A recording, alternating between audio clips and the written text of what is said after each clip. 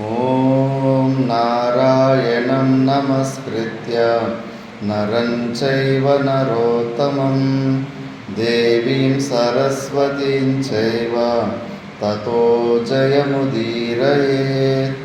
ಓಂ ಶಾಂತಿ ಶಾಂತಿ ಶಾಂತಿ. ನಾವು ಮಹಾಭಾರತದ ವನಪರ್ವದಲ್ಲಿ ವಿಚಾರ ಮಾಡ್ತಿದ್ವಿ. ಇದರಲ್ಲಿ ಮೈತ್ರೇಯಿ ಎಂಬ ಋಷಿಗಳು ಧೃತರಾಷ್ಟ್ರನ ಬಳಿ ಬಂದು ದುರ್ಯೋಧನನಿಗೂ ಬುದ್ಧಿವಾದ ಹೇಳ್ತಿದ್ರೆ, ದುರ್ಯೋಧನ ತನ್ನ ಹಾವಭಾವಗಳಲ್ಲಿ ಅಹಂಕಾರವನ್ನು ವ್ಯಕ್ತಪಡಿಸಿದ್ದಕ್ಕೆ ಅವರು ಕೂಡ ಇನ್ನೊಂದು ಸತಿ ಶಾಪ ಕೊಟ್ಬಿಡ್ತಾರೆ. ಏನು ನಿನ್ನ ತೊಡೆಯನ್ನು ತೋರಿಸಿ ನೀನು ದೊಡ್ಡ ಪರಾಕ್ರಮಿ ಅಂತ ನನ್ನ ಮುಂದೆನೇ ಅಶಿಷ್ಟಾಚಾರವಾಗಿ ನಡ್ಕೊತಾ ಇದೆಯಲ್ಲ, ಆ ತೊಡೆಯನ್ನೇ ಭೀಮ ನಿನ್ನನ್ನು ಮುರಿದು ಬಿಡ್ತಾನೆ ನೋಡು ಅಂದ್ಬಿಟ್ಟು. ಅದಕ್ಕೆ ಧೃತರಾಷ್ಟ್ರ ಸ್ವಲ್ಪ ತಣ್ಣಗೆ ಮಾಡಿ, ನೀವು ಹಾಕಿರೋ ಶಾಪನ ವಾಪಸ್ ತಗೊಳ್ಳಿ, ಅವನು ಅಜ್ಞಾನಿಯಾಗಿದ್ದಾನೆ, ನನ್ನ ಮುಖಾದರೂ ನೋಡಿ ಸ್ವಲ್ಪ ಶಾಂತಗೊಳ್ಳಿರಿ ಅಂತ ಹೇಳಿದ ಮೇಲೆ, ಒಂದು ವೇಳೆ ಯುದ್ಧ ಆದರೆ ಅಂತೂ ಈ ಶಾಪ ಕೆಲಸ ಆಗುತ್ತೆ, ಯುದ್ಧ ಆಗಿದ್ರೆ ನೀವು ನಿಲ್ಲಿಸಿದ್ರೆ ಆ ಶಾಪ ಹಾಗೆ ಕೆಲಸ ಮಾಡೋದಿಲ್ಲ ಅಂತಾರೆ. ಮತ್ತು ಅದಾದಮೇಲೆ ಭೀಮನ ಪರಾಕ್ರಮದ ಬಗ್ಗೆ ಹೇಳ್ತಾ ಭೀಮನು ಕಿರ್ಮೀರ ಅನ್ನೋ ಒಬ್ಬ ರಾಕ್ಷಸನ್ನು ಸಾಯಿಸಿರ್ತಾನೆ. ಅವ್ರು ಗುಜರಾತ್ ಕಡೆ ಏನು ಕಾಡಲ್ಲಿದ್ದರು ಇವರು, ಆ ಕಾಡಿನಲ್ಲೇ ಅಲ್ಲಿ ಆ ರಾಕ್ಷಸನ ಕೊಂದಿದ್ದು ವಿಷಯನ ಈ ಮೈತ್ರೇಯಿ ನೋಡಿ ಬಂದಿರ್ತಾನೆ. ಆವಾಗ ಭೀಮನ ಪರಾಕ್ರಮ ಏನು ಎಂಬುದು ಚೆನ್ನಾಗಿ ಕಣ್ಣಾರೆ ನೋಡಿರ್ತಾನಲ್ಲ, ಅದನ್ನು ದೃಷ್ಟಾಂತದಲ್ಲಿ ದುರ್ಯೋಧನನಿಗೆ ಧೃತರಾಷ್ಟ್ರನಿಗೆ ಹೇಳಿರ್ತಾನೆ. ಅವ್ರು ಕೇಳ್ತಾರೆ, ಆ ಕಿರ್ಮೀರಿ ಯಾರು? ಬಕಾಸುರನ ಕೊಂದಿದ್ದು, ಜರಾಸಂಧನ ಕೊಂದಿದ್ದೇನೋ ನಾವು ಕೇಳಿದ್ದೀವಿ ಭೀಮ. ಕಿರ್ಮೀರ ಅಂದರೆ ಯಾರು, ಅವನನ್ನು ಹೆಂಗೆ ಕೊಂದ ಭೀಮ ಅಂತ ಕೇಳಿದ್ರೆ, ನನಗೆ ಹೇಳೋ ಓಕೆ ಇಲ್ಲ, ಈಗ ನಾನು ವಿದುರನಿಗೆ ಈ ಕತೆ ಆಲ್ರೆಡಿ ಹೇಳಿದ್ದೀನಿ, ನೀನು ವಿದುರನ ಹತ್ರ ತಿಳ್ಕೊ, ನನಗೆ ಇರೋದಕ್ಕೆ ಇಷ್ಟ ಇಲ್ಲ ಅಂದ್ಬಿಟ್ಟು ಎದ್ದೊಕ್ಕೋಗ್ಬಿಡ್ತಾನೆ. ಇವಾಗ ಧೃತರಾಷ್ಟ್ರನು ವಿದುರನನ್ನು ಕೇಳ್ತಾನೆ, ಏನದು ಸ್ಟೋರಿ ಅಂತ. ಭೀಮನು ಕಿರ್ಮೀರರನ್ನು ಸಂಹರಿಸಿದನೆಂಬ ವಿಷಯದಲ್ಲಿ ಧೃತರಾಷ್ಟ್ರನಿಗೆ ಸಂತೋಷವೇನೂ ಇರಲಿಲ್ಲ. ಆದರೆ ಭೀಮನ ಪರಾಕ್ರಮವೆಷ್ಟೆಂಬುದನ್ನು ತಿಳಿಯುವ ಕುತೂಹಲವು ಧೃತರಾಷ್ಟ್ರನಿಗೆ ಉಂಟಾಯಿತು. ವೈಶಂಪಾಯನರು ಹೇಳ್ತಾರೆ, ಜನ್ಮೇಜಯ, ಪರೀಕ್ಷಿತ, ಮೈತ್ರೇಯರು ಹೇಳಿ ಹೋದಂತೆ ಧೃತರಾಷ್ಟ್ರನು ವಿದುರನನ್ನು ಕುಳ್ಳಿರಿಸಿಕೊಂಡು ಕೇಳಿದನು, ವಿದುರ, ನಾನು ಕಿರ್ಮೀರನ ವಿನಾಶದ ಚರಿತವನ್ನು ಕೇಳುವ ಆಶಯದಿಂದಿರುವೆನು. ಭೀಮನಿಗೂ ಕಿರ್ಮೀರನಿಗೂ ದ್ವಂದ್ವ ಯುದ್ಧವು ಹೇಗೆ ನಡೆಯಿತು, ಎಲ್ಲಿ ನಡೆಯಿತು ಎಂಬುದೆಲ್ಲವನ್ನೂ ಸವಿಸ್ತಾರವಾಗಿ ಹೇಳು. ವಿದುರನು ಹೇಳ್ತಾನೆ, ಮಹಾರಾಜ, ಅತಿ ಮಾನುಷ ಕಾರ್ಯ ಸಾಧನೆಯಲ್ಲಿ ನಿಪುಣನಾದ ಭೀಮಸೇನನ ಪರಾಕ್ರಮದ ಚರಿತವನ್ನು ವಿಶದವಾಗಿಯೇ ಹೇಳುವೆನು, ಕೇಳು. ನಾನು ಕಾಮ್ಯಕವನದಲ್ಲಿ ಪಾಂಡವರೊಡನಿದ್ದಾಗ ಅವರಿಂದಲೇ ಈ ಕಥೆಯನ್ನು ಕೇಳಿದೆನು. ಪಗಡೆಯಾಟದಲ್ಲಿ ಸೋತು ಪಣದ ನಿಯಮದಂತೆ ಕಾಡಿಗೆ ಹೊರಟ ಪಾಂಡವರು 3 ದಿನಗಳ ಪರ್ಯಂತವಾಗಿ ರಾತ್ರಿ ಹಗಲುಗಳೆಂಬ ವಿವೇಚನೆಯಿಲ್ಲದೆ ನಡೆದು ಕಟ್ಟ ಕಡೆಗೆ ಕಾಮ್ಯಕವೆಂಬ ಸುಂದರವಾದ ಅರಣ್ಯದ ಸಮೀಪಕ್ಕೆ ಹೋದರು. ಅಲ್ಲಿಗೆ ಹೋಗುವ ವೇಳೆಗೆ ಅರ್ಧರಾತ್ರಿಯು ಮೀರಿದ್ದಿತು. ಎಲ್ಲ ಪ್ರಾಣಿಗಳು ಗಾಢವಾದ ನಿದ್ರೆಯಲ್ಲಿರುವ ಕಾಲವದು. ನರಮಾಂಸ ಭಕ್ಷಕರಾದ ರಾಕ್ಷಸರಿಗೆ ಸಂಚರಿಸಲು ಯೋಗ್ಯವಾದ ಮುಹೂರ್ತವಾಗಿದ್ದಿತು. ಕಾಮ್ಯಕವನದಲ್ಲಿ ಅಂತಹ ರಾಕ್ಷಸರು ಜೀವಿಸುತ್ತಿದ್ದರಿಂದ ತಪಸ್ವಿಗಳು, ಗೋಪಾಲಕರು ಮತ್ತು ಇತರ ವನಮಾರ್ಗಚಾರಿಗಳು ರಾಕ್ಷಸರ ಭಯದಿಂದ ಆ ವನವನ್ನು ಪ್ರವೇಶಿಸುತ್ತಿರಲಿಲ್ಲ. ಪಾಂಡವರು ಕಾಮ್ಯಕವನದೊಳಕ್ಕೆ ಅರ್ಧರಾತ್ರಿಯನ್ನು ಮೀರಿದ ವೇಳೆಯಲ್ಲಿ ಪ್ರವೇಶ ಮಾಡಿದ ಸಮಯಕ್ಕೆ ಸರಿಯಾಗಿ ಭಯಂಕರನಾದ ಉರಿಗಣ್ಣನಾದ ರಾಕ್ಷಸನೊಬ್ಬನು ಕೈಯಲ್ಲಿ ಕೊಳ್ಳಿಯನ್ನು ಹಿಡಿದುಕೊಂಡು ಪಾಂಡವರಿಗೆ ಎದುರಾಗಿ ಬಂದು ತೋಳುಗಳನ್ನು ನೀಡಿ ಬಾಯನ್ನು ತೆರೆದು ಅಡ್ಡಗಟ್ಟಿ ನಿಂತುಕೊಂಡನು. ಅವನ 8 ಕೊರೆದಾಡೆಗಳು ಬಾಯಿಂದ ಹೊರಕ್ಕೆ ಚಾಚಿದ್ದವು. ಅವನ ಕಣ್ಣುಗಳು ಕೆಂಪಾಗಿದ್ದವು. ಅವನ ತಲೆಗೂದಲುಗಳು ಪ್ರಕಾಶಮಾನವಾಗಿ ನೆಟ್ಟಗೆ ನಿಂತಿದ್ದವು. ಆ ಸಮಯದಲ್ಲವನು ಸೂರ್ಯನ ರಶ್ಮಿಗಳಿಂದಲೂ ಮಿಂಚಿನಿಂದಲೂ ಮತ್ತು ಬೆಳ್ಳಕ್ಕಿಗಳಿಂದಲೂ ಕೂಡಿದ ಮೇಘದೋಪಾದಿಯಲ್ಲಿ ಕಾಣುತ್ತಿದ್ದನು.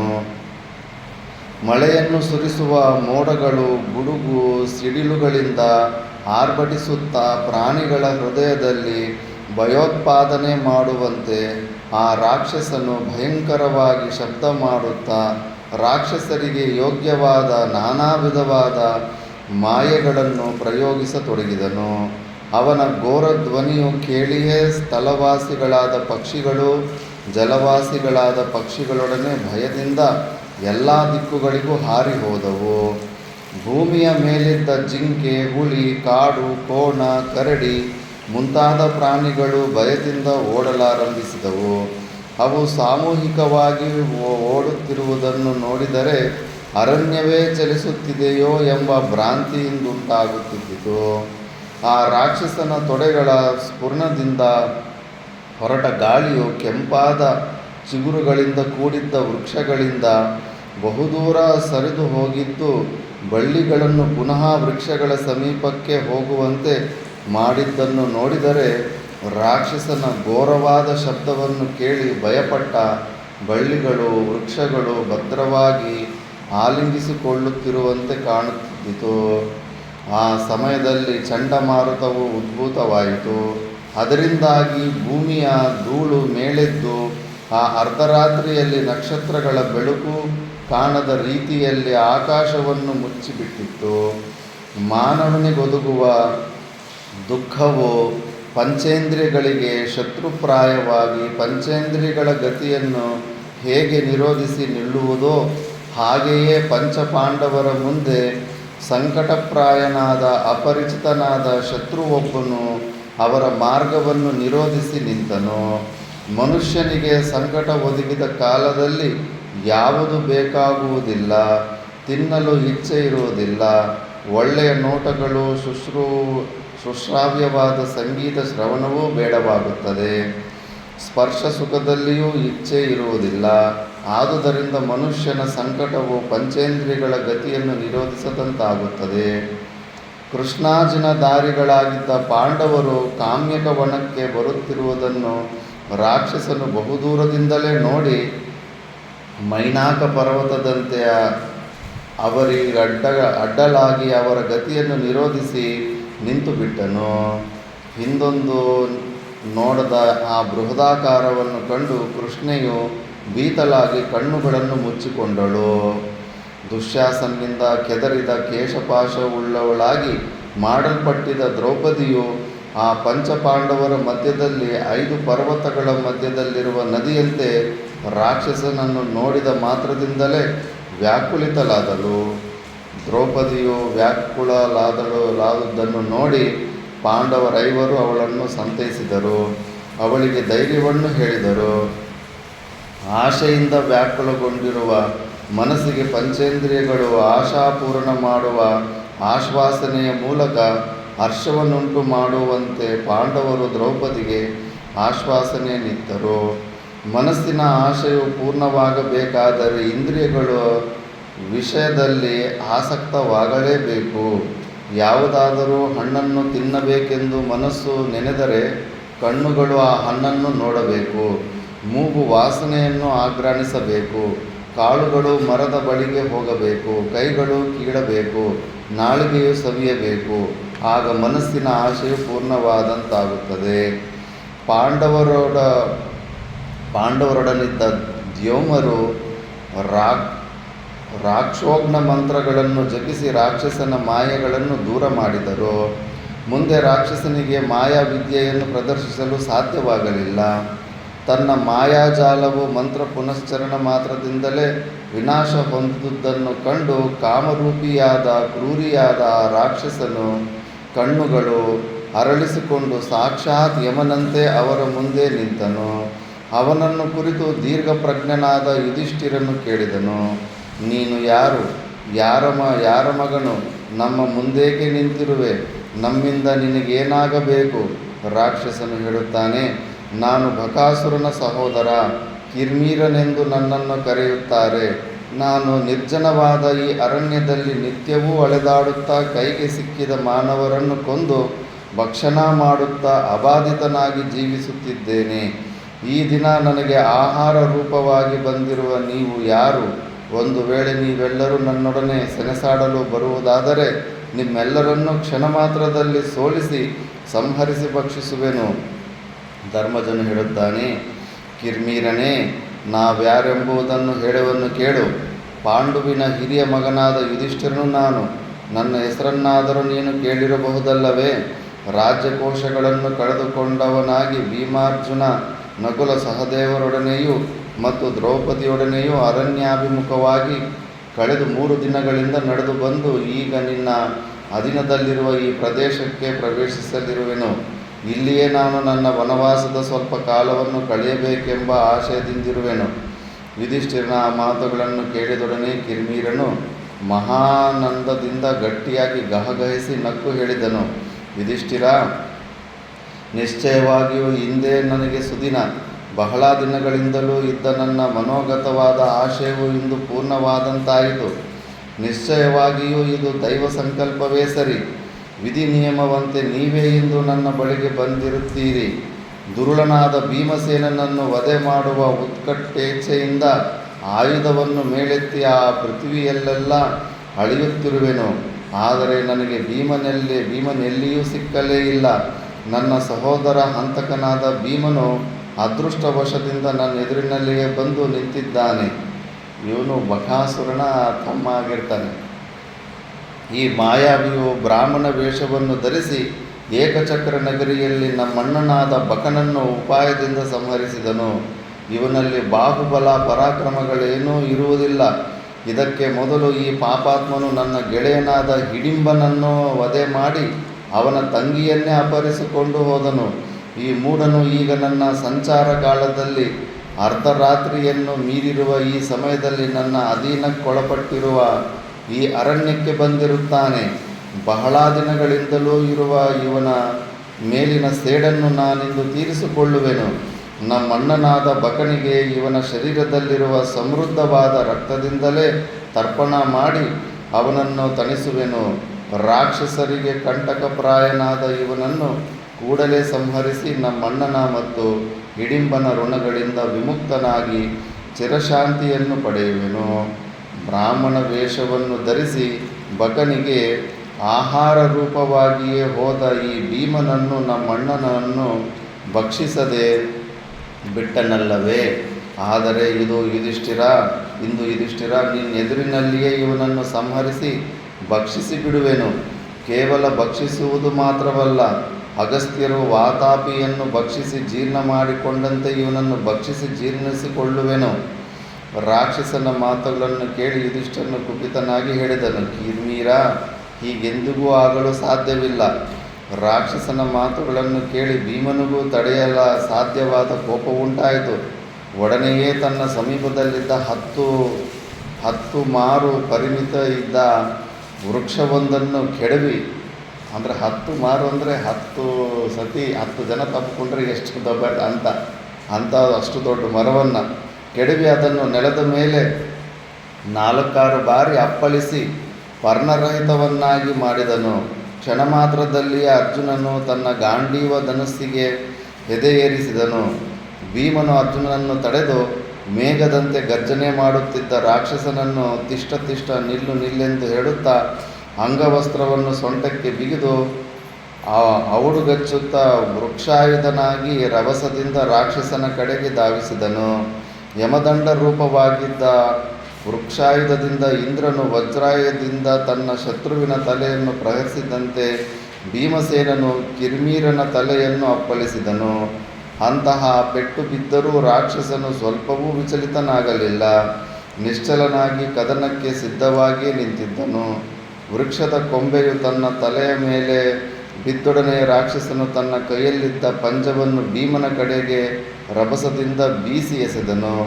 ಭೀಮನು ವೇಗವಾಗಿ ತನ್ನ ಸಮೀಪಕ್ಕೆ ಬಂದ ಪಂಜವನ್ನು ಕೆಳಕ್ಕೆ ಬೀಳಿಸದೆ ತನ್ನ ಎಡಗಾಲಿನಿಂದ ವೇಗವಾಗಿ ಒಡೆದು ಅದು ಪುನಃ ರಭಸದಿಂದ ರಾಕ್ಷಸನ ಸಮೀಪಕ್ಕೆ ಹೋಗುವಂತೆ ಮಾಡಿದನು.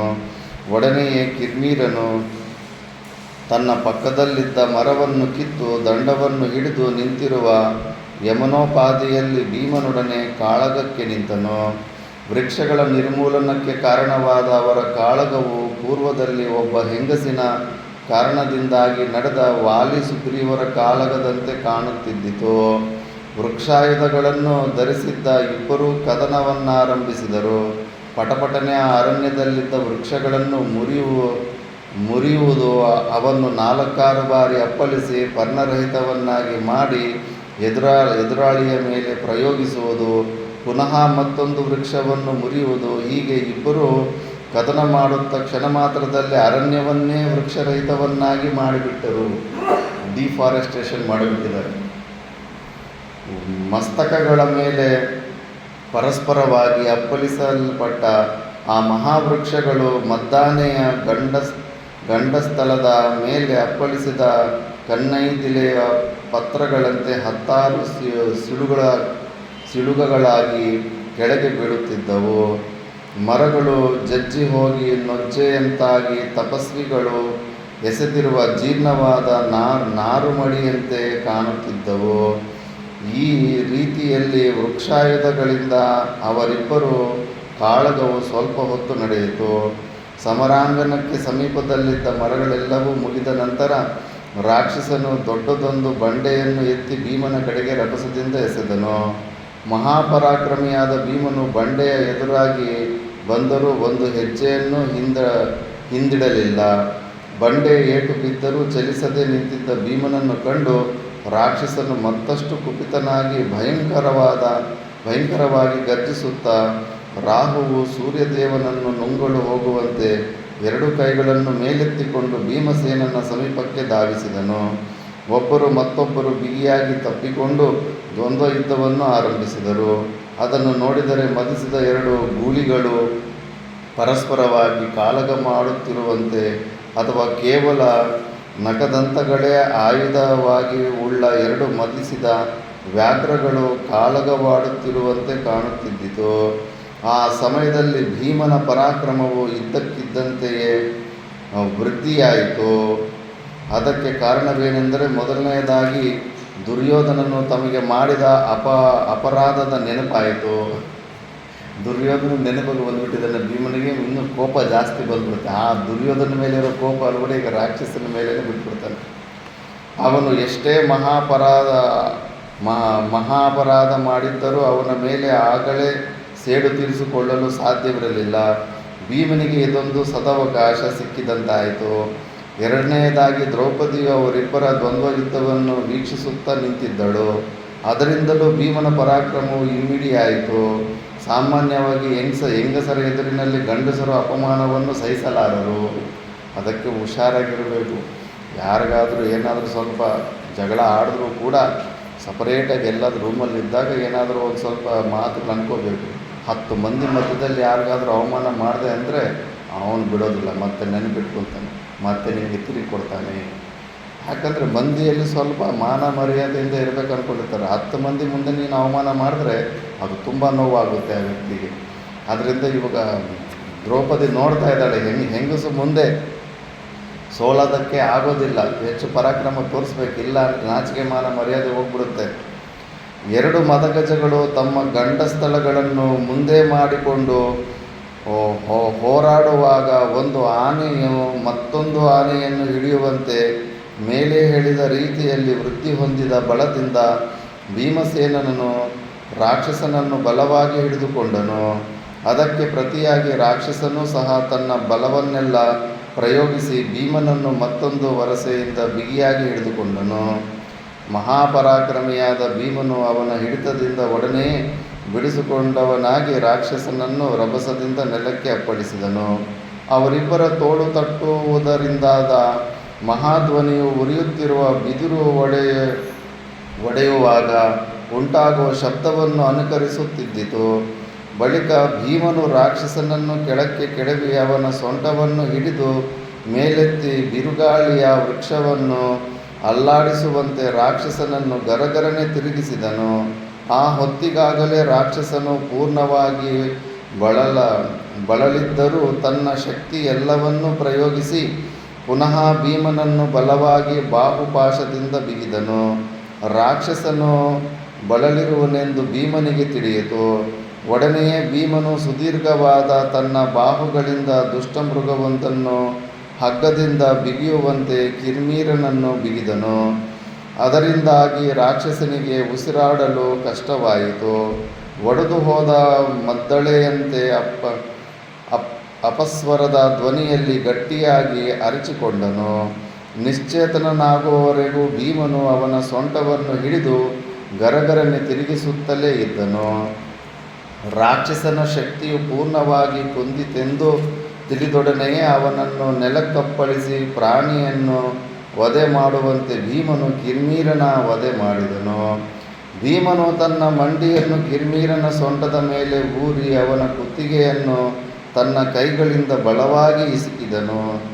ಮುಡಿಯನ್ನು ಹಿಡಿದು ನೆಲದ ಮೇಲೆ ಸೆಳೆದಾಡಿದನು. ಅದರಿಂದ ಕಿರ್ಮೀರನ ಸರ್ವಾಂಗಗಳು ಜರ್ಜರಿತವಾದವು, ಕಣ್ಣುಗುಡ್ಡೆಗಳು ಹೊರಬಂದವು, ಪ್ರಾಣಪಕ್ಷಿಯು ಹಾರಿ ಹೋಯಿತು. ಕಿರ್ಮೀರನನ್ನು ಎಳೆದಾಡುತ್ತಾ ಭೀಮನು ಹೇಳಿದನು, ಕಡುಪಾಪಿಯೇ, ನೀನು ಯಮಲೋಕಕ್ಕೆ ಹೋದರೂ ಆ ಬಕ ಹಿಡಂಬಿರ ಕಣ್ಣೀರನ್ನು ಒರೆಸಲು ನಿನ್ನಿಂದ ಸಾಧ್ಯವಾಗಲಿಲ್ಲ. ಏಕೆಂದರೆ ನೀನು ಶತ್ರುವನ್ನು ನಾಶ ಮಾಡದೆಯೇ ಪರಲೋಕಕ್ಕೆ ಹೋದೆಯಲ್ಲವೇ. ಧರ್ಮರಾಜನು ಭೀಮನನ್ನು ಬಹುವಾಗಿ ಶ್ಲಾಘಿಸಿದನು. ಕಿರ್ಮೀರನ ವಧೆಯಾದ ನಂತರ ಪಾಂಡವರೆಲ್ಲರೂ ದ್ರೌಪದಿಯಿಂದೊಡಗೂಡಿ ಕಾಮ್ಯಕ ವನವನ್ನು ಪ್ರವೇಶಿಸಿದರು.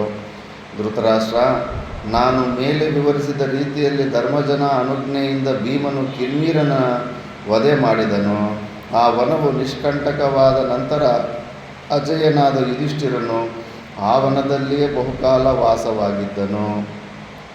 ಪಾಂಡವರೆಲ್ಲರೂ ದ್ರೌಪದಿಯನ್ನು ಸಂತೈಸುತ್ತಾ ಭೀಮನ ಪರಾಕ್ರಮವನ್ನು ಬಾರಿ ಬಾರಿಗೂ ಶ್ಲಾಘಿಸುತ್ತಾ ಕಾಲ ಕಳೆಯುತ್ತಿದ್ದರು. ಅದೇ ಮಾರ್ಗವಾಗಿ ಹೋಗುತ್ತಿದ್ದಾಗ ರಾಕ್ಷಸನ ಶವದ ಅವಶೇಷಗಳನ್ನು ನಾನೂ ಕಂಡೆನು. ಕಾಮಿಕ ವನದಲ್ಲಿ ಕಿರ್ಮೀರ ವಧೆಯ ವಿವರಣೆಯನ್ನು ನಾನು ಧರ್ಮಜನ ಸುತ್ತಲೂ ಕುಳಿತಿದ್ದ ಬ್ರಾಹ್ಮಣರಿಂದ ತಿಳಿದೆನು. ನಾನಿನ್ನು ಹೋಗಿ ಬರುವೆನು ಮಹಾರಾಜ ಎಂದು ಹೇಳಿ ವಿದುರನು ತನ್ನ ಮನೆಗೆ ಹೊರಟು ಹೋದನು. ಧೃತರಾಷ್ಟ್ರನು ಕಿರ್ಮೀರ ವಧೆಯ ವಿವರವನ್ನು ಕೇಳಿ ಭೀಮನ ಪರಾಕ್ರಮವನ್ನು ನೆನೆದು ದೀರ್ಘವಾದ ನಿಟ್ಟುಸಿರು ಬಿಡುತ್ತಾ ಚಿಂತೆಯಲ್ಲೇ ಮಗ್ನನಾದನು.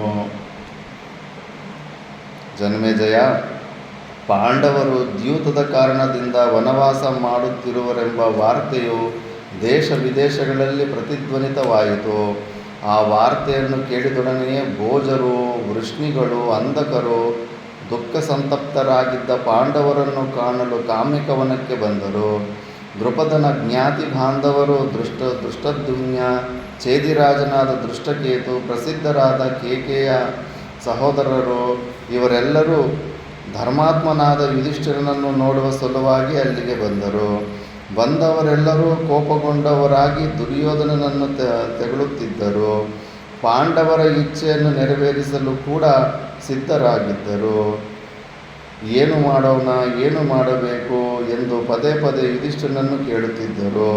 ಶ್ರೀಕೃಷ್ಣನನ್ನು ಮುಂದಿಟ್ಟುಕೊಂಡು ಆ ಕ್ಷತ್ರಿಯ ಶ್ರೇಷ್ಠರು ಧರ್ಮರಾಜನ ಸುತ್ತಲೂ ಕುಳಿತರು.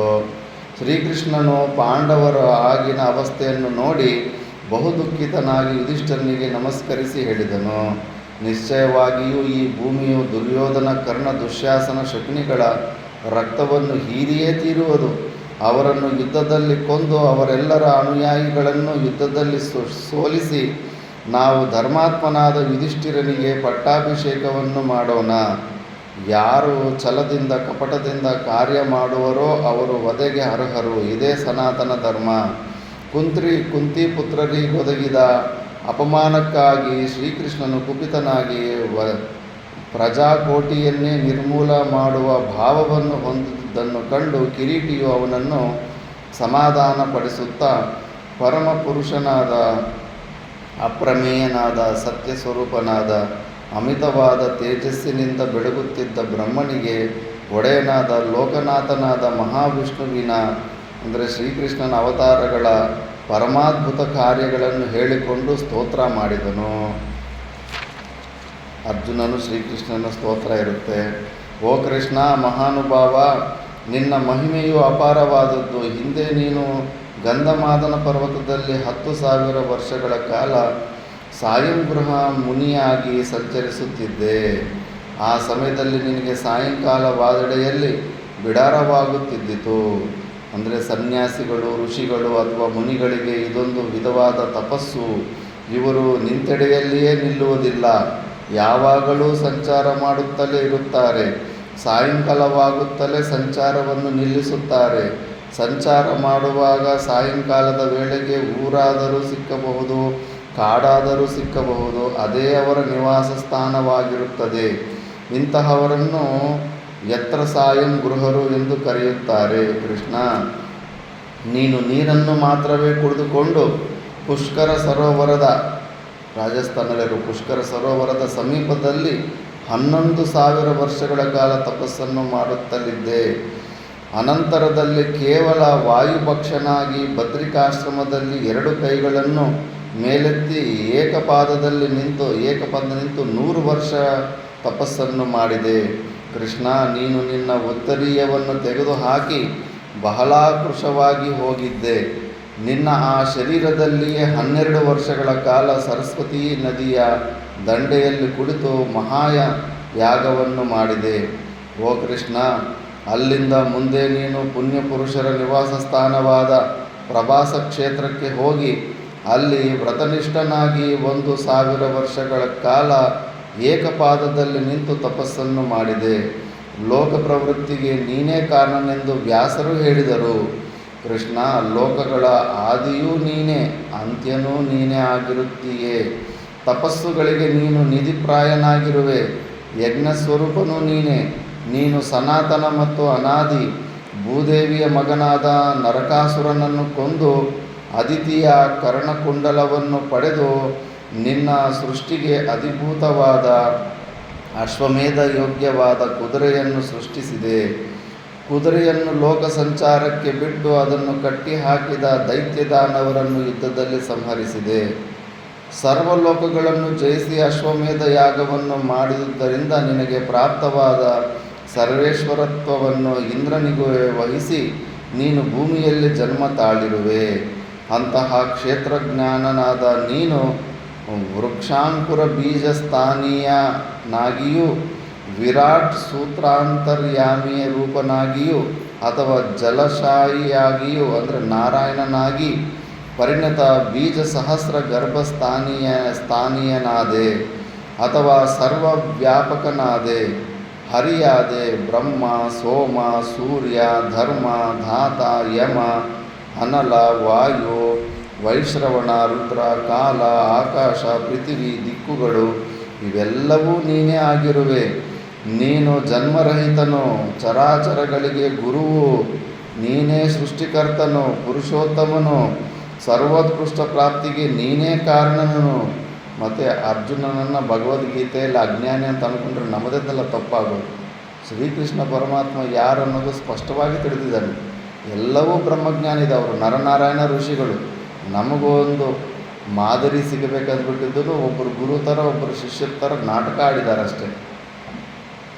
ದೇವಶ್ರೇಷ್ಠನು ನೀನು, ಮಹಾ ತೇಜಸ್ವಿಯಾದ ನೀನು ಚೈತ್ರರಥವೆಂಬ ವನದಲ್ಲಿ ಅನೇಕ ಯಾಗಗಳನ್ನು ಮಾಡಿ ಒಂದೊಂದು ಯಜ್ಞದಲ್ಲಿಯೂ ಪ್ರತ್ಯೇಕವಾಗಿ 1 ಕೋಟಿ ಸುವರ್ಣ ನಾಣ್ಯಗಳನ್ನು ದಕ್ಷಿಣಾರೂಪವಾಗಿ ಕೊಟ್ಟಿರುವೆ. ಬೋಯಿದು ನಂದನ ನೀನು ಅದಿತಿಯ ಪುತ್ರನಾಗಿ ಹುಟ್ಟಿ ವಿಷ್ಣುವೆಂಬ ಅಭಿಧಾನವನ್ನು ಪಡೆದೆ.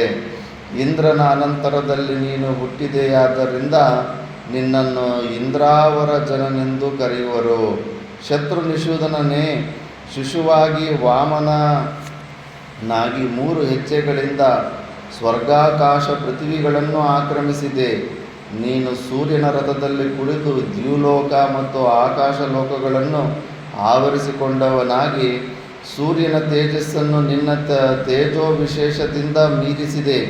ಮಹಾಮಹಿಮನಾದ ನೀನು 100 ಅವತಾರಗಳನ್ನು ಮಾಡಿ ಅಧರ್ಮ ಮಾರ್ಗಗಳಾದ 1000 ದೈತ್ಯದಾನವರನ್ನು ಸಂಹರಿಸಿರುವೆ. ಮುರಣ ಪಾಶಗಳನ್ನು ನಾಶ ಮಾಡಿ ನಿಸ್ಸುಂದ ನರಕನನ್ನು ಸಂಹರಿಸಿ ಪ್ರಾಗ್ಜ್ಯೋತಿಷ್ಠ ಪಟ್ಟಣದ ಮಾರ್ಗವನ್ನು ನಿಷ್ಕಂಟಕವನ್ನಾಗಿ ಮಾಡಿದೆ. ಜಾರೂತಿ ಎಂಬ ನಗರದಲ್ಲಿ ಆಹುತಿ ಎಂಬುವನು ನಿನ್ನಿಂದ ಕೊಳ್ಳಲ್ಪಟ್ಟನು. ಕ್ರಾತ ಸಂಪಾದವನಾದ ಶಿಶುಪಾಲ, ಜರಾಸಂಧ, ಶೈಬ್ಯ, ಶತಧನ್ವ ಇವರೆಲ್ಲರೂ ನಿನ್ನಿಂದ ಪರಾಜಿತರಾದರು. ಗುಡುಗಿನಂತೆ ಶಬ್ದ ಮಾಡುವ ಮತ್ತು ಸೂರ್ಯನ ತೇಜಸ್ಸಿಗೆ ಸಮಾನವಾಗಿರುವ ತೇಜಸ್ಸುಳ್ಳ ಮಹಾರಥದಲ್ಲಿ ಕುಳಿತು ಯುದ್ಧದಲ್ಲಿ ರುಕ್ಮಿಯನ್ನು ಸೋಲಿಸಿ ಭೋಜವಂಶಜಲಾದ ರುಕ್ಮಿಣಿಯನ್ನು ಪಡೆದೆ. ಕೃಷ್ಣ ಮತ್ತೊಂದು ಸಮಯದಲ್ಲಿ ಕೋಪಗೊಂಡವನಾಗಿ ಇಂದ್ರದ್ಯುಮ್ನೆಂಬುವನನ್ನು, ಯವನ ರಾಜನಾದ ಕಸೇರುಮಾನ್ ಎಂಬುವನನ್ನು ಯುದ್ಧದಲ್ಲಿ ಸಂಹರಿಸಿದೆ. ಸೌಭಪುರಾಧಿಪತಿಯಾದ ಶಾಲ್ವನೆಂಬುವನನ್ನು ಸಂಹರಿಸಿ ದುಷ್ಟರಿಂದ ನಿಬಿಡವಾಗಿದ್ದ ಅವನ ಪಟ್ಟಣವನ್ನೇ ನಿರ್ನಾಮ ಮಾಡಿದೆ. ಇವರೇ ಅಲ್ಲದೆ ಇನ್ನೂ ಅನೇಕ ದುಷ್ಟರಾಜರು ನಿನ್ನಿಂದ ಸಂಹರಿಸಲ್ಪಟ್ಟಿದ್ದಾರೆ. ಇರಾವತಿ ಎಂಬ ಪಟ್ಟಣದಲ್ಲಿ ಪರಾಕ್ರಮದಲ್ಲಿ ಕಾರ್ತವೀರ್ಯನಿಗೆ ಸಮಾನನಾದ ಭೋಜನೆಂಬ ರಾಜನನ್ನು ಸಂಹರಿಸಿದೆ. ಅದೇ ಯುದ್ಧದಲ್ಲಿ ಗೋಪತಿ, ತಾಲಕೇತುಗಳೆಂಬುವರು ನಿನ್ನಿಂದ ಹತರಾದರು.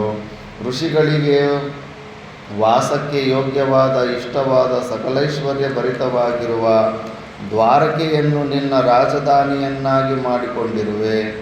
ಕಡೆಯಲ್ಲಿ ಆ ಪಟ್ಟಣವನ್ನು ಸಮುದ್ರದಲ್ಲಿ ಮುಳುಗಿಸಲು ನಿಶ್ಚಯಿಸಿರುವ ಮಧುಹಂತಕನೇ, ಮಾಧವನೇ, ಕ್ರೋಧ, ಮಾತ್ಸರ್ಯ, ಲೋಭ, ಅಸತ್ಯ, ಕ್ರೌರ್ಯ ಇವು ನಿನ್ನ ಸಮೀಪದಲ್ಲಿಯೂ ಸುಳಿಯದಿರುವಾಗ ನಿನಗೆ ನಿರ್ದಯತ್ವವೋ ಕಾಪಟ್ಯವೋ ಹೇಗೆ ತಾನೇ ಉಂಟಾದೀತು? ಚೈತನ್ಯವನದಲ್ಲಿದ್ದ ಯಾಗಶಾಲೆಯ ಮಧ್ಯದಲ್ಲಿ ಸ್ವಪ್ರಕಾಶದಿಂದ ದೇದೀಪ್ಯಮಾನನಾಗಿ ಬೆಳಗುತ್ತಾ ಕುಳಿತಿದ್ದ ನಿನ್ನ ಬಳಿಗೆ ಅನೇಕ ಋಷಿ ಮಹರ್ಷಿಗಳು ಬಂದು ಅಭಯವನ್ನು ಕೇಳಿದರಲ್ಲವೇ? ಯುಗಾಂತದಲ್ಲಿ ಸರ್ವಭೂತಗಳನ್ನು ಸಂಹರಿಸಿ ವಿಶ್ವವನ್ನೇ ನಿನ್ನಲ್ಲಿ ಅಡಗಿಸಿಕೊಳ್ಳುವೆ. ಪುನಃ ಯುಗದ ಆದಿಯಲ್ಲಿ ನಿನ್ನ ನಾಭಿಕಮಲದಿಂದ ಹುಟ್ಟಿದ ಬ್ರಹ್ಮನನ್ನು ಮಧುಕೈಟಭರೆಂಬುವವರು ಕೊಳ್ಳಲು ಬಂದರು. ಆಗ ನಿನಗೆ ಮಹಾಕೋಪ ಉಂಟಾಯಿತು. ತ್ರಿಶೂಲಧಾರಿಯಾದ ತ್ರಿಲೋಚನನಾದ ಶಂಭುವು ನಿನ್ನ ಕೋಪ ಸ್ವರೂಪನಾಗಿ ನಿನ್ನ ಹಣೆಯಿಂದ ಉದಯಿಸಿದನು. ಈ ರೀತಿಯಾಗಿ ಬ್ರಹ್ಮ ಮತ್ತು ಮಹೇಶ್ವರರು ನಿನ್ನ ಶರೀರದಿಂದಲೇ ಉದಯಿಸಿ ಸೃಷ್ಟಿ ಮತ್ತು ಲಯಗಳನ್ನು ಮಾಡುತ್ತಿರುತ್ತಾರೆ. ನಾಭಿಯಿಂದ ಬ್ರಹ್ಮ ಹುಟ್ಟಿರ್ತಾನೆ, ಹಣೆಯಿಂದ ಶಿವ ಹುಟ್ಟಿರ್ತಾನೆ. ಈ ವಿಷಯವನ್ನು ನನಗೆ ಮಹಾಮಹಿಮರಾದ ನಾರದರು ಹೇಳಿದರು. ನಾರಾಯಣ, ನೀನು ಚೈತ್ರರಥ ವನದಲ್ಲಿ ಮಹಾಸತ್ರಗಳನ್ನು ಮಾಡಿದೆ. ಕಮಲದಲ ನೇತ್ರನೇ, ನೀನು ಬಾಲ್ಯದಲ್ಲಿಯೇ ಬಲರಾಮನ ಸಹಾಯವನ್ನು ಪಡೆದು ತೋರಿದ ಮಹಾಪರಾಕ್ರಮಗಳನ್ನು, ಅದ್ಭುತ ಕರ್ಮಗಳನ್ನು ಮತ್ತು ಅಸುರರ ವಧೆಯನ್ನು ಹಿಂದಾದರೂ ಮಾಡುವುದಿಲ್ಲ, ಮುಂದಾದರೂ ಮಾಡುವುದಿಲ್ಲ. ಇದು ಯಾರಿಂದಲೂ ಸಾಧ್ಯವೂ ಇಲ್ಲ. ಮಹಾನುಭಾವ, ನೀನು ಕೈಲಾಸದಲ್ಲಿಯೂ ಬ್ರಾಹ್ಮಣರೊಡನೆ ವಾಸ ಮಾಡಿದೆ ಎಂದು ಕೇಳಿದ್ದೇನೆ. ನಿನ್ನ ಪರಾಕ್ರಮವು ಅಪರಿಮಿತವಾದದ್ದು. ನಿನ್ನ ಪರಾಕ್ರಮದ ಮುಂದೆ ಪ್ರಪಂಚದಲ್ಲಿಯೇ ಯಾರೂ ನಿಲ್ಲಲಾರರು. ಶಾಂತನಾಗು ಕೃಷ್ಣ. ಕೃಷ್ಣನು ಇವರ ದುಸ್ತುತಿಯನ್ನು ನೋಡಿ ಸಿಕ್ಕಾಪಟ್ಟೆ ಕೋಪ ತಗೊಂಡು ಪ್ರಪಂಚನೇ ಸುಟ್ಟು ಬಿಡೋ ಥರ ಕಾಣಿಸ್ತಾ ಇದ್ದ. ಆವಾಗ ಸ್ತುತಿ ಮಾಡಿ ಶಾಂತಿ ಮಾಡಿಸ್ತಾನೆ. ಶ್ರೀಕೃಷ್ಣನು ಅಪಾರ ಮಹಿಮನು. ಅವನ ಅವತಾರಗಳ ವಿಷಯವಾಗಿ ಹೇಳುವುದಾದರೆ ಅದಕ್ಕೆ ಮಿತಿಯೇ ಇಲ್ಲ. ಅರ್ಜುನನು ಸ್ತೋತ್ರ ಮಾಡುವಾಗ ಭಕ್ತಿಯ ಆವೇಶದಲ್ಲಿ ಪರಮಾತ್ಮನು ತನ್ನ ಅವತಾರಗಳಲ್ಲಿ ಮಾಡಿದ ಅನೇಕ ಕಾರ್ಯಗಳಲ್ಲಿ ಒಂದೊಂದು ಸನ್ನಿವೇಶಗಳನ್ನು ಹೇಳುತ್ತಾ ಹೋಗುತ್ತಾನೆ. ಶ್ರೀಕೃಷ್ಣನ ಆತ್ಮಸ್ವರೂಪನಾದ ಪಾರ್ಥನು ಈ ರೀತಿಯಾಗಿ ಸ್ತೋತ್ರ ಮಾಡಿದ ನಂತರ ಮಹಾನುಭಾವನಾದ ಶ್ರೀಕೃಷ್ಣನು ಅರ್ಜುನನೊಡನೆ ಹೇಳಿದನು. ಅರ್ಜುನ, ನೀನು ನನ್ನವನು ಅಥವಾ ನಾನು ನಿನ್ನವನು. ನನ್ನವರು ಅಥವಾ ನನ್ನ ಬಾಂಧವರೇ ನಿನ್ನ ಬಾಂಧವರು ಆಗಿರುತ್ತಾರೆ. ನಿನ್ನನ್ನು ಯಾರು ದ್ವೇಷಿಸುವರೋ ಅವರು ನನ್ನನ್ನೂ ದ್ವೇಷಿಸುತ್ತಾರೆ. ನಿನ್ನನ್ನು ಯಾರು ಅನುಸರಿಸಿ ಆಶ್ರಯಿಸಿರುವರೋ ಅವರು ನನ್ನನ್ನೂ ಆಶ್ರಯಿಸಿರುವರು. ಅಂದರೆ ಜೀವ ಪರಮಾತ್ಮನ ಭಕ್ತಿ ಇರುವಂಥ ಭಕ್ತನನ್ನು ಯಾರು ದ್ವೇಷ ಮಾಡ್ತಾರೋ ಅವರು ಪರಮಾತ್ಮನನ್ನು ಕೂಡ ದ್ವೇಷ ಮಾಡ್ತಂಗೆ ಅಂತ.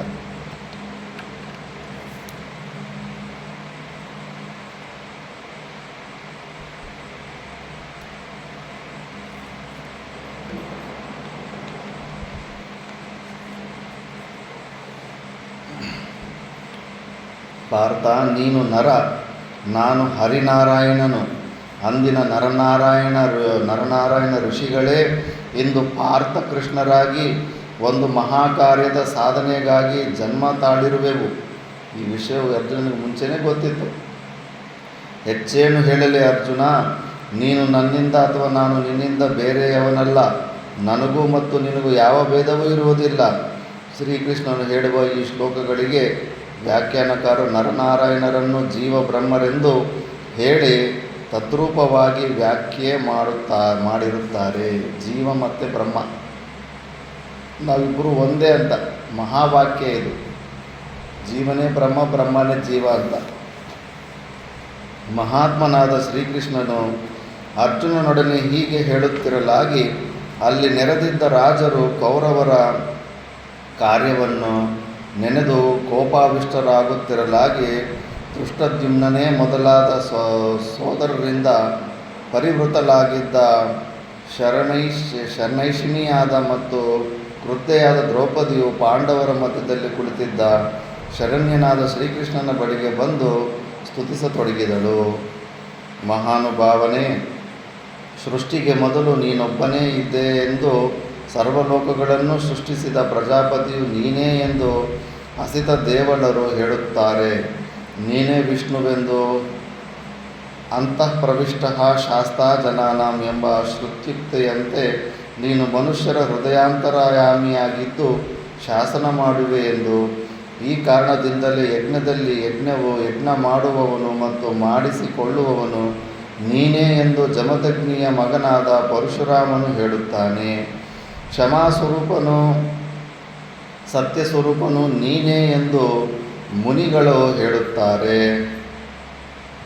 ಸತ್ಯದಿಂದ ಪ್ರಕಟವಾಗುವ ಯಜ್ಞ ಸ್ವರೂಪನು ನೀನೇ ಎಂದು ಕಶ್ಯಪರು ಹೇಳುತ್ತಾರೆ.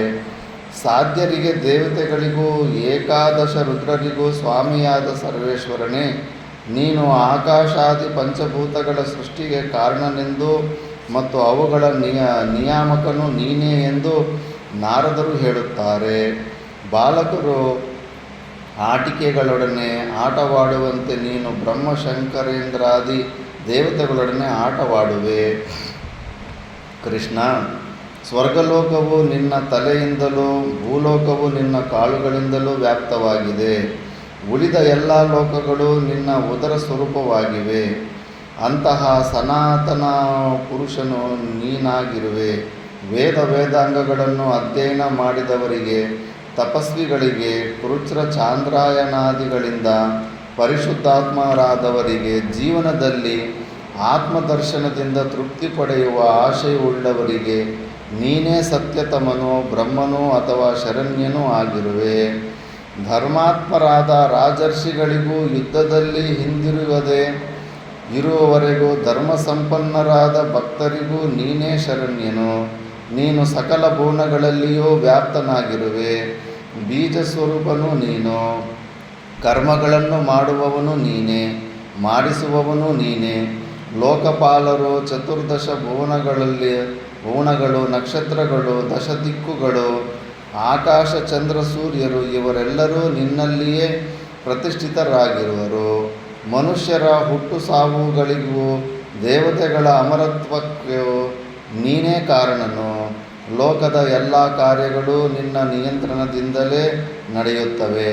ಸಕಲ ಚರಾಚರಗಳಿಗೂ ಸ್ವರ್ಗ, ಮರ್ತ್ಯ, ಪಾತಾಳ ಲೋಕಗಳಿಗೂ ಏಕೈಕ ಸ್ವಾಮಿಯಾದ ನಿನ್ನಲ್ಲಿ ಕೇವಲ ಸ್ನೇಹದ ಕಾರಣದಿಂದ ನನ್ನ ದುಃಖವನ್ನು ಹೇಳಿಕೊಳ್ಳಲು ಇಚ್ಛಿಸುತ್ತೇನೆ. ಕೃಷ್ಣ, ಆ ಭವ್ಯ ಸಭಾಮಂದಿರದಲ್ಲಿ ಅಂದು ನನಗಾದ ಅಪಮಾನವನ್ನು ಕೇಳಿಯಾದರೂ ತಿಳಿದಿರುವೆಯಲ್ಲವೇ? ಅದನ್ನು ನೆನೆಯುತ್ತಲೇ ದ್ರೌಪದಿ 2 ಕಣ್ಣುಗಳಿಂದಲೂ ಅಶ್ರುಬಿಂದುಗಳು ಉದುರಿದವು. ಸೀರೆಯು ಸೆರಗಿನಿಂದ ಕಬಿನಿಯನ್ನು ಒರೆಸಿಕೊಂಡು ಹೇಳಿದಳು, ಪಂಚಪಾಂಡವರ ಭಾರ್ಯೆಯಾಗಿರುವ, ನಿನ್ನ ಸಖಿಯಾಗಿರುವ ಮತ್ತು ದೃಷ್ಟದ್ಯುಮ್ನನ ಭಗಿನಿಯಾಗಿರುವ ನನ್ನನ್ನು ಅಂದು ಆ ಸಭೆಯಲ್ಲಿ ಅಮಾನುಷ ರೀತಿಯಲ್ಲಿ ಅವರು ಎಳೆದಾಡಿದರು. ಮಧುಸೂದನ, ಅಂದು ನಾನು ರಜಸ್ವಳೆಯಾಗಿದ್ದೆನು. ಆದುದರಿಂದಲೇ ಏಕವಸ್ತ್ರವನ್ನು ಧರಿಸಿದ್ದೆನು. ಅದು ರಕ್ತಮಯವಾಗಿದ್ದಿತು. ಅಂತಹ ದಾರುಣಾವಸ್ಥೆಯಲ್ಲಿ ಭಯದಿಂದ ತತ್ತರಿಸುತ್ತಾ ರೋದನ ಮಾಡುತ್ತಿದ್ದ ನನ್ನನ್ನು ಕುರುಭೂಪರು ಮಹಾಸಭೆಗೆ ಎಳೆದು ತಂದರು. ರಕ್ತವಸನೆಯಾದ ನನ್ನನ್ನು ರಾಜ ಮಹಾರಾಜರಿಂದ ತುಂಬಿದ್ದ ಆ ಸಭಾಭವನಕ್ಕೆ ಸೆಳೆದು ತಂದದ್ದನ್ನು ಕಂಡು ಪಾಪಾಚೇತಸರಾದ ದುರ್ಯೋಧನಾದಿಗಳು ಹಾಸ್ಯ ಮಾಡಿ ನಕ್ಕರು.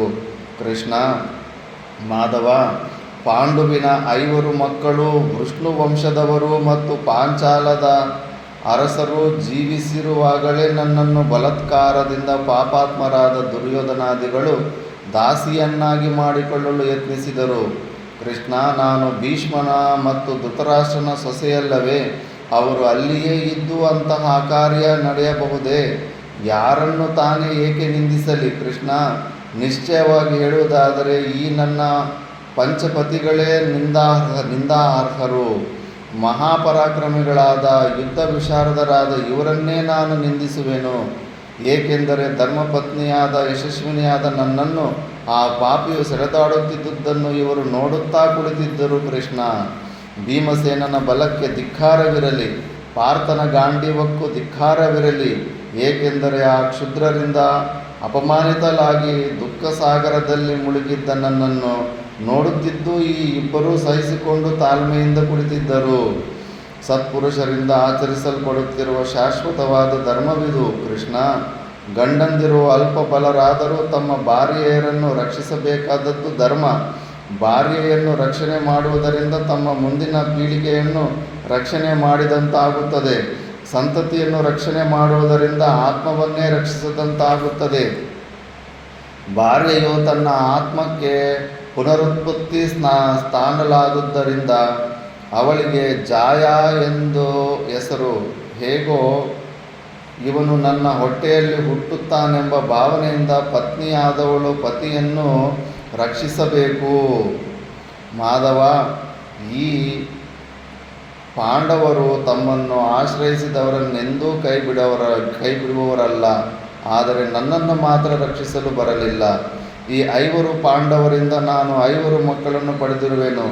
ಧರ್ಮಜನಿಂದ ಪ್ರತಿಬಿಂದ್ಯನು, ಭೀಮನಿಂದ ಸುತಸೋಮನು, ಅರ್ಜುನನಿಂದ ಶ್ರುತಕೀರ್ತಿಯು, ನಕುಲನಿಂದ ಶತಾನಿಕನು, ಸಹದೇವನಿಂದ ಶ್ರುತಕರ್ಮನು ಜನಿಸಿರುವರು. ಅವರೆಲ್ಲರೂ ಮಹಾಪರಾಕ್ರಮಿಗಳು. ಈ ಮಕ್ಕಳ ಕಾರಣದಿಂದಲಾದರೂ ನನ್ನನ್ನು ರಕ್ಷಿಸುವ ಅವಶ್ಯಕತೆ ಇದ್ದಿತು ಅಲ್ಲವೇ? ಕೃಷ್ಣ, ನಿನ್ನ ಮಗನಾದ ಪ್ರದ್ಯುಮ್ನಂತೆಯೇ ಈ ನನ್ನ ಪುತ್ರರು ಮಹಾಪರಾಕ್ರಮಿಗಳು.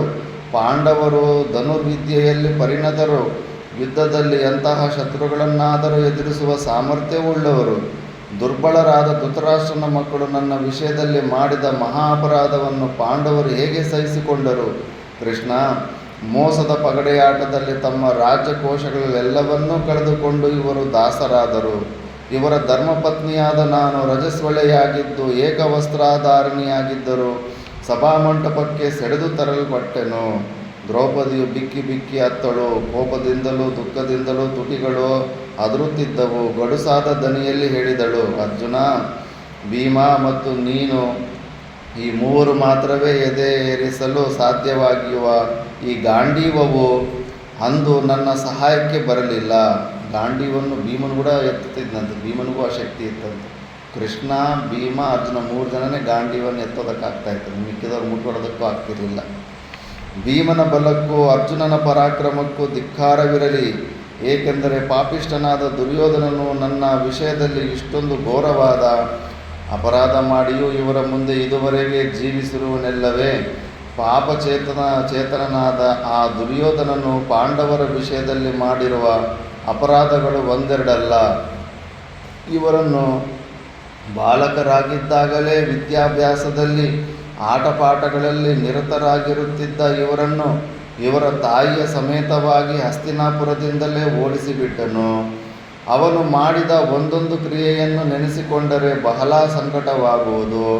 ಕೃಷ್ಣ, ಆ ಪಾಪಿಯು ಭೀಮನ ಆಹಾರದಲ್ಲಿ ಬಹಳ ತೀಕ್ಷ್ಣವಾದ ವಿಷವನ್ನು ಬೆರೆಸಿದ್ದನು. ಆದರೆ ಭೀಮನು ಅಂತಹ ತೀಕ್ಷ್ಣವಾದ ವಿಷವನ್ನು ಅರಗಿಸಿಕೊಂಡನು. ಇವನಿಗೆ ಆ ವಿಷವು ಸ್ವಲ್ಪವಾದರೂ ದುಷ್ಪರಿಣಾಮಕಾರಿಯಾಗಲಿಲ್ಲ, ಸ್ವಲ್ಪವೂ ಬಾಧೆ ಪಡಿಸಲಿಲ್ಲ. ಪ್ರಾಯಶಃ ಇವನ ಆ ಆಯುಷ್ಯವಿನ್ನೂ ಮುಗಿದಿರಲಿಲ್ಲವೆಂದು ತೋರುತ್ತದೆ. ಮತ್ತೊಂದು ಸಮಯದಲ್ಲಿ ದುರ್ಯೋಧನನು ಆಲದ ಮರದ ಬಳಿಯ ಮನೆಯೊಂದರಲ್ಲಿ ಭೀಮಸೇನನನ್ನು ನಿಶ್ಚಿಂತನಾಗಿ ಮಲಗಿದ್ದಾಗ ಗಾಢ ನಿದ್ರೆಯಲ್ಲಿದ್ದ ಇವನನ್ನು ಹಗ್ಗದಿಂದ ಬಿಗಿದು ಪಕ್ಕದಲ್ಲಿದ್ದ ಗಂಗಾ ನದಿಗೆ ಹಾಕಿಸಿ ಹೊರಟು ಹೋದನು. ಆಗಲೂ ಕೂಡ ಭೀಮಸೇನನ ಪ್ರಾಣ ತೆಗೆಯಲು ದುರ್ಯೋಧನನಿಗೆ ಸಾಧ್ಯವಾಗಲಿಲ್ಲ. ಮಹಾಪರಾಕ್ರಮಿಯಾದ ಭೀಮನು ನಿದ್ದೆಯಿಂದ ಎಚ್ಚೆತ್ತ ನಂತರ ತನ್ನನ್ನು ಬಿಗಿದಿದ್ದ ಹಗ್ಗವನ್ನು ಛಿದ್ರ ಮಾಡಿ ನದಿಯ ದಂಡೆಗೆ ಬಂದನು. ಬೇರೊಂದು ಸಮಯದಲ್ಲಿ ದುರ್ಯೋಧನನು ಮಲಗಿದ್ದ ಭೀಮನ ಮೇಲೆ ಅನೇಕ ಸರ್ಪಗಳನ್ನು ಬಿಟ್ಟು ಕಚ್ಚಿಸಿದನು. ಆದರೂ ಭೀಮನು ಸಾಯಲಿಲ್ಲ. ಭೀಮನು ಒಡನೆಯೇ ಎಚ್ಚೆತ್ತವನಾಗಿ ಅಲ್ಲಿದ್ದ ಸರ್ಪಗಳನ್ನು ಕ್ಷಣ ಮಾತ್ರದಲ್ಲಿ ಧ್ವಂಸ ಮಾಡಿದ್ದನಲ್ಲದೆ ಆ ಕಾರ್ಯಕ್ಕಾಗಿ ದುರ್ಯೋಧನನಿಂದ ಕಳುಹಲ್ಪಟ್ಟಿದ್ದ ಸಾರಥಿಯನ್ನು ಯಮಾಲಯಕ್ಕೆ ಕಳುಹಿಸಿದನು. ಕಥೆಯು ಅಲ್ಲಿಗೆ ಮುಗಿಯಲಿಲ್ಲ ಕೃಷ್ಣ, ಇನ್ನೂ ಹೇಳುವೆನು ಕೇಳು. ವಾರಣಾವತದಲ್ಲಿ ಈ ನನ್ನ ಪತಿಗಳು ತಮ್ಮ ತಾಯಿಯೊಡನೆ ಮಲಗಿದ್ದರು. ಆ ಸಮಯದಲ್ಲಿ ದುರ್ಯೋಧನನು ಇವರೆಲ್ಲರನ್ನು ಒಂದೇ ಸಲ ಭಸ್ಮ ಮಾಡಿಬಿಡಬೇಕೆಂಬ ದುರುದ್ದೇಶದಿಂದ ಇವರು ಮಲಗಿದ್ದ ಮನೆಗೆ ಬೆಂಕಿ ಇಡಿಸಿದನು. ನಿಶ್ಚಯವಾಗಿಯೂ ಅಂತಹ ಹೀನ ಕೃತ್ಯವನ್ನು ಯಾರು ತಾನೇ ಮಾಡುವರು ಕೃಷ್ಣ? ಆದರೆ ದುರ್ಯೋಧನನಿಗೆ ಇವರನ್ನು ಹೇಗಾದರೂ ಮಾಡಿ ಸಂಹರಿಸಿಬಿಡಬೇಕೆಂಬ ದುರುದ್ದೇಶವಿದ್ದುದರಿಂದ ಅವನಿಗೆ ಕಾರ್ಯಕಾರ್ಯಗಳ ವಿವೇಚನೆಯೇ ಇರಲಿಲ್ಲ. ಬೆಂಕಿಯ ಜ್ವಾಲೆಗಳು ಸುತ್ತಲೂ ಆವರಿಸಿದ್ದವು. ಆಗ ಕುಂತಿಯು ಭೀತಳಾಗಿ ಅಳುತ್ತಾ ಮಕ್ಕಳಿಗೆ ಹೇಳಿದಳು, ಅಯ್ಯೋ, ಇಂದಿಗೆ ನಮ್ಮ ಅವಸ್ಥೆಯು ಮುಗಿಯಿತು. ನಾವು ಹೇಗೆ ತಾನೇ ಪ್ರಸರಿಸುತ್ತಿರುವ ಈ ಅಗ್ನಿಯ ಜ್ವಾಲೆಗಳಿಂದ ತಪ್ಪಿಸಿಕೊಂಡು ಹೋಗಲು ಸಾಧ್ಯವಾಗುವುದು? ನಾನು ನಿಶ್ಚಯವಾಗಿಯೂ ಇಂದು ನನ್ನ ಮಕ್ಕಳೊಡನೆ ಪ್ರಾಣ ತೊರೆಯಲು ಬೇಕಾಗುವುದು. ಹೀಗೆಂದು ಹೇಳಿಕೊಂಡು ರೋಧಿಸುತ್ತಿದ್ದ ಕುಂತಿಯನ್ನು ಮಹಾಪರಾಕ್ರಮಿಯಾದ ಭೀಮಸೇನನು ಸಂತೈಸುತ್ತಾ ಹೇಳಿದನು, ಭಯಪಡಬೇಡಮ್ಮ.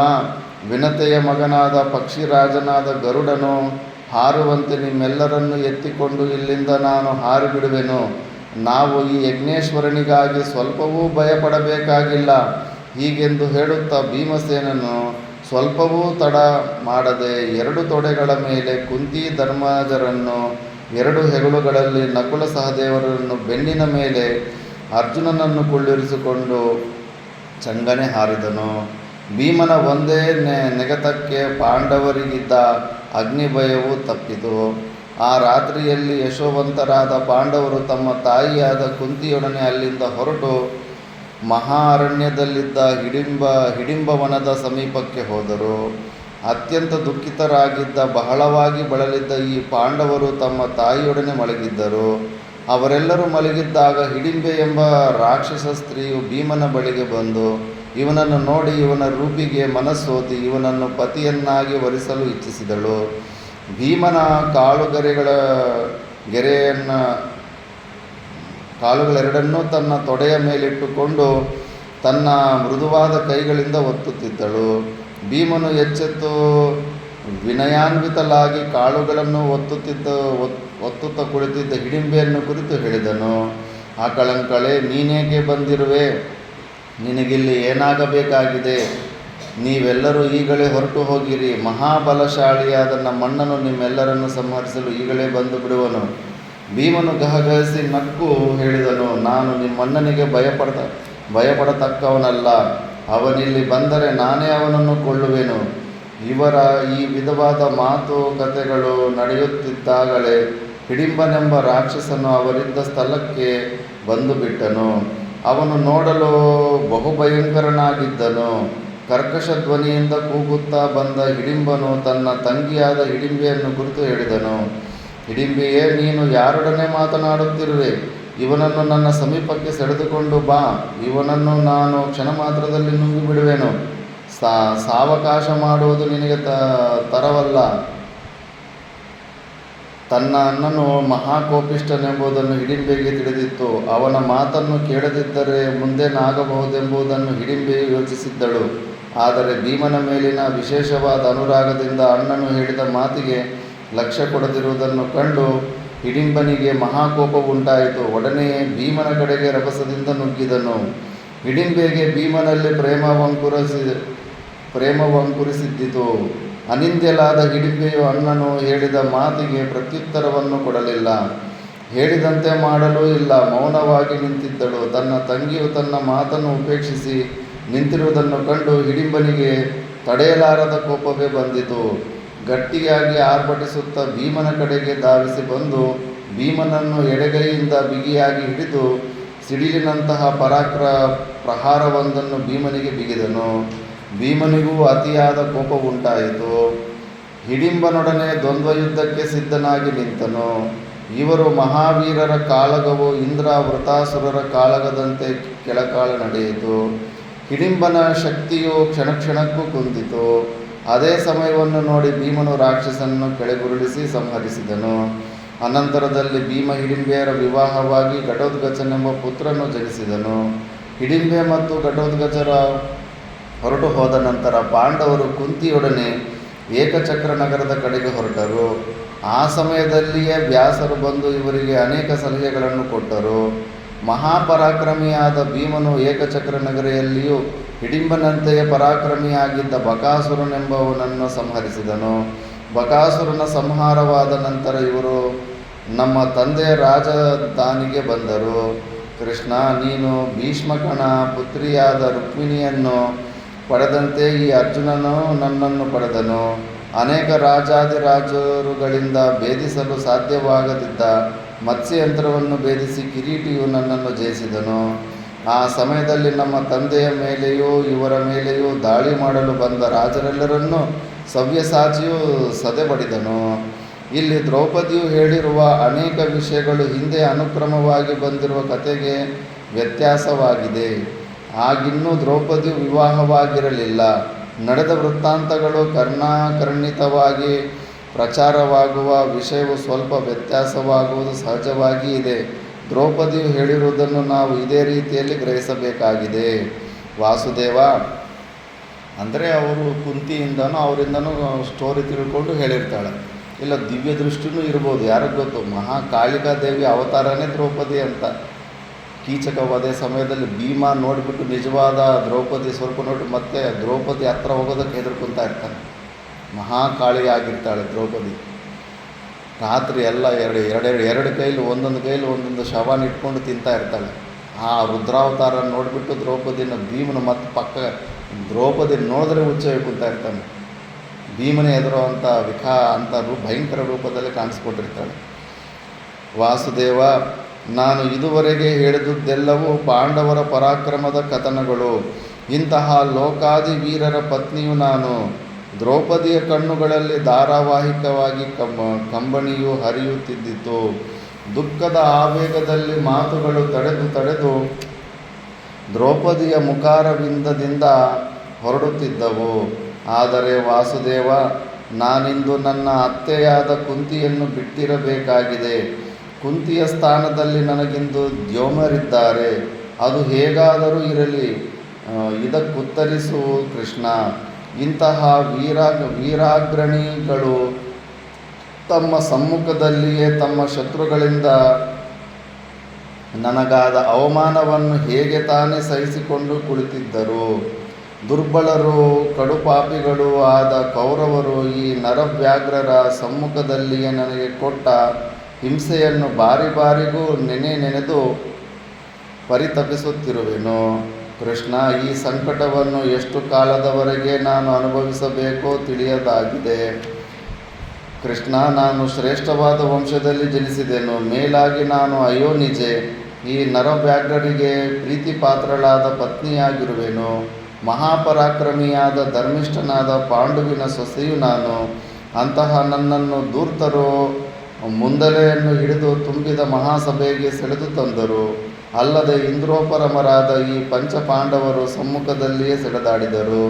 ವಾಸುದೇವ, ಅಯ್ಯೋ ನನ್ನ ವಿಧಿಯೇ ಎಂದು ಹೇಳುತ್ತಾ ದ್ರೌಪದಿಯು ತನ್ನ ಕಮಲದಳಗಳಂತಿದ್ದ ಮೃದುವಾದ 2 ಕೈಗಳಿಂದಲೂ ಮುಖವನ್ನು ಮುಚ್ಚಿಕೊಂಡು ಬಿಕ್ಕಿ ಅತ್ತಳು. ಧಾರಾವಾಹಿಯಾದ ಕಮ್ಮನಿಗಳಿಂದ ಅವಳ ಎದೆಯೆಲ್ಲವೂ ತೊಯ್ದು ಹೋಯಿತು. ಕಣ್ಣುಗಳನ್ನು ಬಾರಿಗೂ ಒರೆಸಿಕೊಳ್ಳುತ್ತಿದ್ದಳು. ದ್ರೌಪದಿಗೆ ತನ್ನ ದುಃಖವನ್ನು ಹೇಳಿಕೊಳ್ಳಲು ಕೂಡ ಇದುವರೆಗೂ ಅವಕಾಶವೇ ಇರಲಿಲ್ಲ. ಬಹಳ ದಿನಗಳವರೆಗೆ ಹುದುಗಿಸಿಕೊಂಡು ಇಟ್ಟುಕೊಂಡಿದ್ದ ದುಃಖವು ಕೃಷ್ಣನ ಸಮ್ಮುಖದಲ್ಲಿ ಇಮ್ಮಡಿಯಾಗಿ ಹೊರಹೊಮ್ಮಿತು. ಹೆಚ್ಚು ದುಃಖವಾದಾಗ, ಹೆಚ್ಚು ಸಂಕಟಕ್ಕೆ ಸಿಕ್ಕಿದಾಗ ಅದನ್ನು ಇತರರೊಡನೆ ಹೇಳದೆ ಇರಲು ಸಾಧ್ಯವಾಗುವುದಿಲ್ಲ. ಹಾಗೆ ತೋಡಿಕೊಂಡರೆ ದುಃಖದ ಆವೇಗವು ಸ್ವಲ್ಪವಾದರೂ ಶಮನವಾದಂತಾಗುತ್ತದೆ. ದ್ರೌಪದಿಯ ಸಂಕಟವು ಕಡೆಯ ಹಂತವನ್ನು ಮುಟ್ಟಿತು. ಕರ್ಕಶ ಧ್ವನಿಯಲ್ಲಿ ಹೇಳಿದಳು, ಕೃಷ್ಣ, ನಾನು ಭ್ರಾಂತಳಾಗಿರುವೆನು. ನಿಶ್ಚಯವಾಗಿ ಹೇಳುವುದಾದರೆ ನನಗೆ ಗಂಡಂದಿರೂ ಇಲ್ಲ, ಮಕ್ಕಳೂ ಇಲ್ಲ, ಸಹೋದರರೂ ಇಲ್ಲ, ತಂದೆಯೂ ಇಲ್ಲ. ಮಧುಸೂದನ, ನೀನು ನನ್ನ ಭಾಗಕ್ಕೆ ಇಲ್ಲವೆಂದೇ ತಿಳಿಯಬೇಕಾಗಿದೆ. ಆದರೂ ಬಂದು ಕಾಪಾಡಿರ್ತಾನಾಗ ಸೀರೆ ಕೊಟ್ಟು.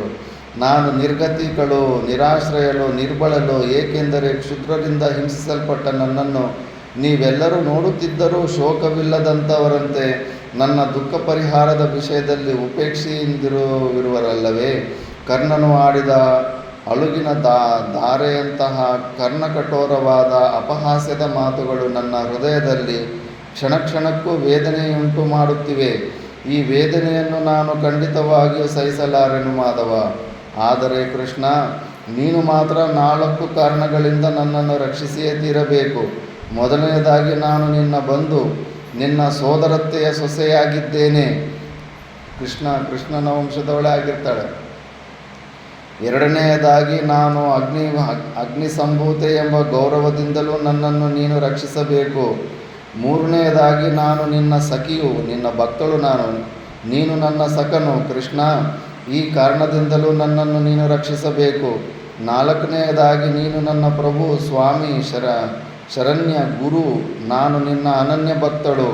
ಮಹಾನುಭಾವ, ನಾನು ನಿನ್ನ ದಾಸಿ. ಈ ಕಾರಣದಿಂದಲೂ ನೀನು ನನ್ನನ್ನು ರಕ್ಷಿಸಬೇಕು ಕೇಶವ. ದ್ರೌಪದಿಯ ದುಃಖವನ್ನು ನೋಡಿ ಕೃಷ್ಣನು ಬಹಳ ಪರಿತಾಪದಿಂದಲೂ ಕೋಪದಿಂದಲೂ ದ್ರೌಪದಿಯನ್ನು ಕುರಿತು ಹೇಳಿದನು. ಶುಭಾಂಗಿ, ನೀನಿನ್ನು ದುಃಖಿಸಬೇಡ. ನಿನಗೆ ಯಾರು ಮಹಾ ಅಪರಾಧವನ್ನೆಸಗಿರುವರೋ ಮತ್ತು ಯಾರ ವಿಷಯದಲ್ಲಿ ನೀನು ಕುಪಿತಲಾಗಿರುವೆಯೋ ಅವರ ಪತ್ನಿಯರೂ ಅರ್ಜುನನ ಬಾಣಗಳಿಂದ ಮುಚ್ಚಲ್ಪಡುವ ರಣಾಂಗದಲ್ಲಿ ಸತ್ತು ಬೀಳುವ ಮತ್ತು ರಕ್ತದಿಂದ ತೊಯ್ದಿರುವ ತಮ್ಮ ಪತಿಗಳನ್ನು ನೋಡಿ ನೀನೀಗ ಅಳುತ್ತಿರುವಂತೆ ಆಗ ಅಳುತ್ತಾರೆ. ಅಳುವುದನ್ನು ನಿಲ್ಲಿಸು ದ್ರೌಪದಿ. ನಿನ್ನ ಮನಸ್ಸಿನ ಯಾತನೆಯೋ ಎಷ್ಟಿದೆ ಎಂಬುದನ್ನು ನಾನು ಚೆನ್ನಾಗಿ ಬಲ್ಲೆನು. ಪಾಂಡವರ ಹಿತಚಿಂತನೆಗಾಗಿ ನಾನು ನನ್ನ ಸಂಪೂರ್ಣ ಶಕ್ತಿಯನ್ನು ವಿನಿಯೋಗಿಸುವೆನು. ಪಾಂಚಾಲಿ, ನೀನು ಪುನಃ ಚಕ್ರವರ್ತಿನಿ ಆಗುವೆ ಎಂದು ಸತ್ಯವಾಗಿ ಹೇಳುವೆನು. ಮೇಲಿರುವ ಸ್ವರ್ಗವು ಕಳಚಿ ಬೀಳಬಹುದು, ಅಚಲವಾದ ಹಿಮಪರ್ವತವು ಸೀಳಿ ಹೋಗಬಹುದು, ಈ ಭೂಮಂಡಲವೇ ಚೂರು ಚೂರಾಗಿ ವಿನಾಶವಾಗಲೂಬಹುದು, ಸಮುದ್ರದ ನೀರೆಲ್ಲವೂ ಒಣಗಲೂಬಹುದು. ಆದರೆ ನಾನಾಡಿದ ಮಾತು ಮಾತ್ರ ಖಂಡಿತವಾಗಿಯೂ ಸುಳ್ಳಾಗದು. ಕೃಷ್ಣನ ಆ ಮಾತುಗಳನ್ನು ಕೇಳಿದ ನಂತರ ದ್ರೌಪದಿಯು ತನ್ನ ಕಟಾಕ್ಷವನ್ನು ಅರ್ಜುನನ ಕಡೆಗೆ ಹರಿಸಿದಳು. ದ್ರೌಪದಿಯ ಮನಸ್ಸಿನ ಇಂಗಿತವನ್ನು ತಿಳಿದವನಾಗಿ ಅರ್ಜುನನು ಪಾಂಚಾಲಿಯನ್ನು ಸಂತೈಸುತ್ತಾ ಹೇಳಿದನು, ತಾಮ್ರಾಕ್ಷಿ, ಅಳಬೇಡ. ಮಾಧವನು ಹೇಳಿದಂತೆ ಎಲ್ಲವೂ ನಡೆಯುವುದು, ಇದರಲ್ಲಿ ಯಾವ ಸಂಶಯವೂ ಇಲ್ಲ. ಅನಂತರ ದೃಷ್ಟದ್ಯುಮ್ನನು ತನ್ನ ತಂಗಿಯನ್ನು ಸಮಾಧಾನಪಡಿಸುತ್ತಾ ಹೇಳಿದನು, ತಂಗಿ, ನಾನು ದ್ರೋಣನ ಸಂಹಾರಕ್ಕಾಗಿಯೇ ಹುಟ್ಟಿರುವೆನು. ಶಿಖಂಡಿಯು ಭೀಷ್ಮನನ್ನು ಸಂಹರಿಸುವನು, ಭೀಮಸೇನನು ದುರ್ಯೋಧನನನ್ನು, ಧನಂಜಯನು ಕರ್ಣನನ್ನು ಸಂಹರಿಸುವರು. ಪಾಂಚಾಲಿ, ನಿಜವಾಗಿ ಹೇಳುವುದಾದರೆ ಬಲರಾಮಕೃಷ್ಣರ ಬೆಂಬಲವಿರುವಾಗ ತ್ರಿಲೋಕನಾಥನಾದ ಇಂದ್ರನೂ ನಮ್ಮೊಡನೆ ಯುದ್ಧ ಮಾಡಲಾರನು. ಹೀಗಿರುವಾಗ ಧೃತರಾಷ್ಟ್ರನ ಮಕ್ಕಳು ಗಣನೀಯರೇ. ಆದರೆ ಅದಕ್ಕಾಗಿ ಸ್ವಲ್ಪ ಕಾಲ ನಿರೀಕ್ಷಣೆಯನ್ನು ಮಾಡಬೇಕಾಗಿದೆ. ದ್ರೌಪದಿ. ದೃಷ್ಟದ್ಯುಮ್ನನು ದ್ರೌಪದಿಗೆ ಹೀಗೆ ಹೇಳಿದ ನಂತರ ಎಲ್ಲರ ದೃಷ್ಟಿಪಥಗಳು ಕೃಷ್ಣನ ಕಡೆಗೆ ತಿರುಗಿದವು. ಕೃಷ್ಣನು ಯುಧಿಷ್ಠಿರನೊಡನೆ ಹೇಳುತ್ತಿರುವುದನ್ನು ಎಲ್ಲರೂ ಮೌನವಾಗಿ ಕುಳಿತು ಕೇಳುತ್ತಿದ್ದರು. ಪಾರೀಕ್ಷಿತ, ಶ್ರೀಕೃಷ್ಣನು ಧರ್ಮಾದಿಗಳನ್ನು ಕುರಿತು ಹೇಳಿದನು. ಯುಧಿಷ್ಠಿರ, ನಾನು ದ್ವಾರವತಿಯಲ್ಲಿಯೇ ಇದ್ದಿದ್ದರೆ ಖಂಡಿತವಾಗಿಯೂ ನಿಮಗೆ ಈ ವಿಧವಾದ ಕಷ್ಟವು ಒದಗುತ್ತಿರಲಿಲ್ಲ. ಧೃತರಾಷ್ಟ್ರನಿಂದಾಗಲಿ ಅವನ ಮಗನಾದ ದುರ್ಯೋಧನನಿಂದಾಗಲಿ ಪಗಡೆಯಾಟಕ್ಕೆ ಆಹ್ವಾನಿಸಲ್ಪಡದಿದ್ದರೂ ನಾನಾಗಿಯೇ ಬಂದು ಭೀಷ್ಮದ್ರೋಣ ಕೃಪಬಾಹ್ಲಿಕರ ಒತ್ತಾಸೆಯನ್ನು ಪಡೆದು ದ್ಯೂತದಿಂದ ಪ್ರಾಪ್ತವಾಗುವ ಅನಿಷ್ಟಗಳೆಲ್ಲವನ್ನೂ ಸಭ್ಯರಿಗೆ ವಿವರಿಸಿ ಹೇಳಿ ದ್ಯೂತವೇ ನಡೆಯದಂತೆ ಮಾಡಲು ಯತ್ನಿಸುತ್ತಿದ್ದೆನು. ಯುಧಿಷ್ಠಿರ, ನಿನ್ನ ಸಲುವಾಗಿ ನಾನು ಧೃತರಾಷ್ಟ್ರನಿಗೆ ಪಗಡೆಯಾಟದ ಗೋಜಿಗೆ ಅವನ ಮಕ್ಕಳು ಹೋಗಕೂಡದೆಂದು ನಿರ್ದೇಶನ ಮಾಡಿ ಹೇಳುತ್ತಿದ್ದೆನು. ಪೂರ್ವದಲ್ಲಿ ಪಗಡೆಯಾಟದ ಕಾರಣಗಳಿಂದ ರಾಜ್ಯಕೋಶಗಳನ್ನು ಕಳೆದುಕೊಂಡು ನಳನೇ ಮೊದಲಾದ ರಾಜರ ಇತಿಹಾಸಗಳನ್ನು ಧೃತರಾಷ್ಟ್ರನಿಗೆ ವಿವರಿಸುತ್ತಿದ್ದೇನೋ. ನಳದಂಪಂತಿ ಅಲ್ಲೂ ಕೂಡ ಅಷ್ಟೇ, ಪಗಡೆ ಆಟದಿಂದನೇ ಕಳ್ಕೊಂಡಿರ್ತಾನೆ ರಾಜ್ಯ. ಬುದ್ಧಿಗೆ ನಿಲುಕದ, ಯೋಚಿಸಲು ಸಾಧ್ಯವಾಗದ ಅನೇಕ ವಿಧವಾದ ಕಷ್ಟಗಳು ದ್ಯೂತದಿಂದ ಒದಗುತ್ತವೆ. ದ್ಯೂತವು ಪ್ರಾರಂಭವಾಯಿತೆಂದರೆ ಮುಂದೆ ದ್ಯೂತವನ್ನು ಎಲ್ಲಿಗೆ ನಿಲ್ಲಿಸಬೇಕೆಂಬ ಪರಿವೆಯೇ ಇರುವುದಿಲ್ಲ. ಆಡ್ತಾನೆ ಇರ್ತಾರೆ, ಎಲ್ಲ ಪ್ರಾಣ ಹೋಗೋ ತನಕ ಆಡ್ತಾನೆ ಇರ್ತಾರೆ. ಗೆದ್ದವನು ದ್ಯೂತವನ್ನು ಮುಂದುವರಿಸುವುದು ಸಹಜವಾಗಿ ಇದೆ. ಸೋತವನು ಗೆಲುವಿನ ಆಶೆಯಿಂದ ಆಟವನ್ನು ಮುಂದುವರಿಸುತ್ತಾನೆ. ನೀನಿಂದು ಕಳೆದುಕೊಂಡಿರುವಂತೆ ರಾಜ್ಯಕೋಶಾದಿಗಳೆಲ್ಲವನ್ನೂ ಕಳೆದುಕೊಳ್ಳುವವರೆಗೂ ಜೂಜುಕೋರನು ದ್ಯೂತ್ಯದಿಂದ ವಿಮುಕ್ತಿ ಹೊಂದಲಾರನು. ಇವೆಲ್ಲವನ್ನೂ ಧೃತರಾಷ್ಟ್ರನಿಗೆ ವಿವರಿಸಿ ಹೇಳುತ್ತಿದ್ದೇನೆ ಯುಧಿಷ್ಠಿರ. ಹೆಂಗಸರು, ದ್ಯೂತ, ಬೇಟೆ ಮತ್ತು ಮದ್ಯಪಾನ ಈ 4 ಕಾಮಜನಿತವಾದ ದುಃಖ ಚತುಷ್ಟಯಗಳೆಂದು ಹೇಳುತ್ತಾರೆ. ನೋಡು, ಹೆಂಗಸರು, ದ್ಯೂತ, ಬೇಟೆ ಆಡೋದ್ರಿಂದ ಕೂಡ ಪರೀಕ್ಷಿತು ಅವರೆಲ್ಲ ಜೀವನ ಇದಾಗುತ್ತೆ. ಮತ್ತು ಮದ್ಯಪಾನ ಅದಕ್ಕೆ ತುಂಬ ನಿಂದಿತವಾದದ್ದು. ಅದೇನೋ ಕೂಲ್ ಡ್ರಿಂಕ್ ಕುಡ್ದಂಗೆ ಕುಡಿತಾ ಇದ್ದಾರೆ ಜನರು, ಅದರಿಂದ ಜೀವನ ಹಾಳಾಗುತ್ತೆ ಹೊರತು ಯಾವತ್ತೂ ಉದ್ಧಾರ ಆಗಲ್ಲ. ಈ 4ರಲ್ಲಿ ಮಿತಿಮೀರಿದ ಆಸಕ್ತಿಯನ್ನು ಹೊಂದುವ ಮನುಷ್ಯನು ಐಶ್ವರ್ಯವನ್ನು, ಕೀರ್ತಿಯನ್ನು ಕಳೆದುಕೊಳ್ಳುತ್ತಾನೆ. ಈ 4ರ ಮೇಲೆಯೂ ಮಿತಿಮೀರಿದ ಆಸಕ್ತಿಯಿಂದಿರುವ ಮನುಷ್ಯನು ಹಾಳಾಗುತ್ತಾನೆಂಬುದರಲ್ಲಿ ಸಂಶಯವೇ ಇಲ್ಲ. ಈ 4ರಲ್ಲಿ ಒಂದೊಂದರಲ್ಲಿ ಮಿತಿಮೀರಿ ಆಸಕ್ತಿ ಇದ್ದರೂ ಸಾಕು, ಮನುಷ್ಯನು ನಾನಾ ವಿಧವಾದ ತೊಂದರೆಗಳಿಗೀಡಾಗುವನೆಂದು ಶಾಸ್ತ್ರಜ್ಞರು ಹೇಳುತ್ತಾರೆ. ಅಕ್ಷದ್ಯೂತವಂತೂ ಹೆಚ್ಚು ಹಾನಿಕರ. ಜೂಜಾಡುವವರಿಗೂ ಇದರಿಂದುಂಟಾಗುವ ಅನಿಷ್ಟವು ತಿಳಿದಿರುತ್ತದೆ. ಅನಿಷ್ಟವೆಂದು ತಿಳಿದಿದ್ದರೂ ಅವರು ಬಿಡಲಾರರು. ಜೂಜಾಡುವವರು ಒಂದೇ ದಿನದಲ್ಲಿ ತಮ್ಮ ಅತುಲೈಶ್ವರ್ಯವನ್ನು ಕಳೆದುಕೊಳ್ಳುತ್ತಾರೆ, ಕಷ್ಟಕ್ಕೆ ಗುರಿಯಾಗುತ್ತಾರೆ. ಜೂಜಿನ ಅಮಲಿನಲ್ಲಿ ನಿಷ್ಠುರವಾದ ಮಾತುಗಳನ್ನಾಡುತ್ತಾರೆ. ಈ ವಿಷಯಗಳೆಲ್ಲವನ್ನೂ ನಾನು ಅಂಬಿಕಾಸುತನಿಗೆ ವಿವರಿಸಿ ಹೇಳುತ್ತಿದ್ದೆನು. ಆಗ ನಾನು ಅಲ್ಲಿದ್ದು ಅವನ ನನ್ನ ಮಾತನ್ನು ಕೇಳಿ ದ್ಯೂತವಾಡಲು ಅವಕಾಶವನ್ನೀಯದೇ ಇದ್ದಿದ್ದರೆ ಕುರುಗಳಿಗೆ ಕ್ಷೇಮ ಉಂಟಾಗುತ್ತಿದ್ದಿತು ಮತ್ತು ಧರ್ಮರಕ್ಷಣೆಯೇ ಆಗುತ್ತಿದ್ದಿತು. ಒಂದು ವೇಳೆ ಔಷಧಪ್ರಾಯವಾದ ನನ್ನ ಉತ್ತಮ ಸಲಹೆಗಳನ್ನು ಧೃತರಾಷ್ಟ್ರನು ಕೇಳದೇ ಇದ್ದಿದ್ದರೆ ನಾನು ಹೇಳಿದಂತೆ ನಡೆದೇ ತೀರಬೇಕೆಂದು ಬಲಾತ್ಕಾರಿಸಿ ಹೇಳುತ್ತಿದ್ದೆನು. ಅವನ ಸಮೀಪದಲ್ಲಿ ಅವನಿಗೆ ಮಿತ್ರರಂತೆ ವರ್ತಿಸುತ್ತಿರುವವರು ಮತ್ತು ದುಷ್ಟ ಸಲಹೆಗಳನ್ನು ಕೊಡುತ್ತಿರುವವರು ನಿಶ್ಚಯವಾಗಿಯೂ ಅವನ ಶತ್ರುಗಳೇ. ಅವರ ಬೆಂಬಲದಿಂದ ಧೃತರಾಷ್ಟ್ರನೇನಾದರೂ ನನ್ನ ನಿರ್ದೇಶನವನ್ನು ತಿರಸ್ಕರಿಸಿದ್ದರೆ ಜೂಜುಕೋರರ ಸಹಿತವಾಗಿ ಅವರೆಲ್ಲರನ್ನೂ ಸಂಹರಿಸಿ ಬಿಡುತ್ತಿದ್ದೆನು. ನಿಶ್ಚಯವಾಗಿಯೂ ನಾನು ಅಂದು ಅನರ್ಥ ದೇಶದಲ್ಲಿ ಇಲ್ಲದೆ ಇದ್ದದ್ದು ಇಷ್ಟೊಂದು ಅನರ್ಥಕ್ಕೆ ಕಾರಣವಾಯಿತು. ನೀನಿಷ್ಟು ಕಷ್ಟಗಳಿಗೆ ಗುರಿಯಾಗಬೇಕಾಯಿತು. ದ್ವಾರಕೆಗೆ ಬಂದೊಡನೆಯೇ ವಿಷಯಗಳೆಲ್ಲವನ್ನೂ ಯೂದಾನನು ನನಗೆ ವಿವರಿಸಿ ಹೇಳಿದನು. ವಾರ್ತೆಯನ್ನು ಕೇಳಿದ ನಂತರ 1 ನಿಮಿಷವಾದರೂ ದ್ವಾರಕೆಯಲ್ಲಿ ನಿಲ್ಲಲು ನನಗೆ ಮನಸ್ಸಾಗಲಿಲ್ಲ. ಬಹಳ ದುಃಖಿತನಾಗಿ ನಿಮ್ಮನ್ನು ನೋಡಬೇಕೆಂದು ಒಡನೆಯೇ ಹೊರಟು ಬಂದೆನು. ಯುಧಿಷ್ಠಿರ, ನಿಶ್ಚಯವಾಗಿಯೂ ಅನುಜರೊಡನೆ ವ್ಯಸನದಲ್ಲಿ ಮುಳುಗಿರುವ ನಿನ್ನನ್ನು ನಾವಿಂದು ನೋಡಿ ಬಹಳ ಪರಿತಾಪಗೊಂಡಿದ್ದೇವೆ. ನೀವೆಲ್ಲರೂ ಇಂದು ಮಹಾ ದುಃಖದಲ್ಲಿ ಮುಳುಗಿರುವಿರಿ ಎಂದು ಹೇಳಿ ಶ್ರೀಕೃಷ್ಣನು ನಿಟ್ಟುಸಿರು ಬಿಟ್ಟನು. ಮಿಕ್ಕಿದ್ದು ನೆಕ್ಸ್ಟ್ ಕ್ಲಾಸಲ್ಲಿ ನೋಡೋಣ. ಓಂ ಪೂರ್ಣಮದಃ ಪೂರ್ಣಮಿದಂ ಪೂರ್ಣಾತ್ ಪೂರ್ಣಮುದಚ್ಯತೆ ಪೂರ್ಣಸ್ಯ ಪೂರ್ಣಮಾದಾಯ ಪೂರ್ಣಮೇವಾವಶಿಷ್ಯತೆ. ಓಂ ಶಾಂತಿ ಶಾಂತಿ ಶಾಂತಿ.